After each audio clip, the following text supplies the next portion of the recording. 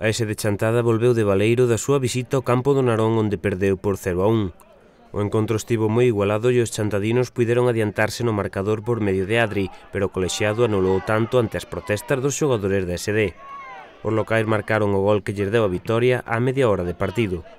Os de Óscar puideron empatar antes do descanso. Xa na segunda metade o partido foise abrindo e nos últimos minutos sucederonse as ocasións, pero o marcador non se movería. Bueno, o resultado no marcador pois indica como transcorreu un pouquiño o partido, non?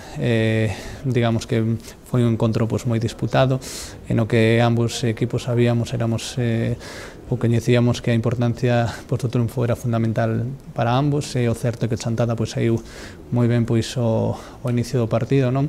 E tivemos claras ocasións de gol que ao final non materializamos, pero bueno, a partir de aí, especialmente nos minutos finais da primeira parte, pasou a ser o Narón un poquinho protagonista e dominador do encontro.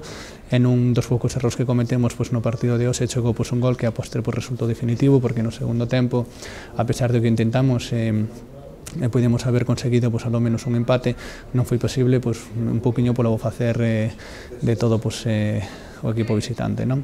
A SD estivo a piques, pero non acadou puntuar en Narón ante un equipo que está por abaixo na táboa e do que se podía distanciar significativamente se tivese gañado. O certo que perdemos unha boa oportunidade de haber sumado 3 puntos que houvesen sido fundamentais, incluso definitivos, de cara á situación de un e outro equipo.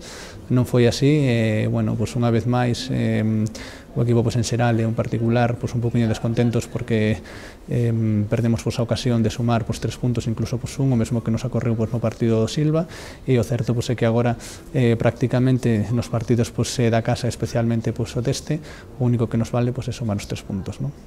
A vindeira xornada SD recibe o Estudiantil. Os da Estrada son un equipo forte construído para o ascenso, aínda que ocupase esta praza.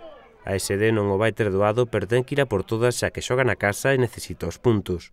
Este fin de semana temos a necesidade de sumar os 3 puntos e a ver se é posible ante un rival de moita entidade, probablemente para min dos mellores planteis da categoría sin lugar a dúbidas. É certo que durante algún tramo da temporada non lle saíron as cousas, pero agora están obviamente nun bon momento, como así mosan os resultados, e prácticamente teñen asegurada a permanencia, non? Certo é que é un equipo que tiña outras miras de estar moito máis arriba e pelexar por algo diferente a este obxectivo, non? Probablemente se quede en terra de nadie, pero teñen potencial suficiente para sacar puntos fora da casa e facelo tamén no Sangoñedo, non?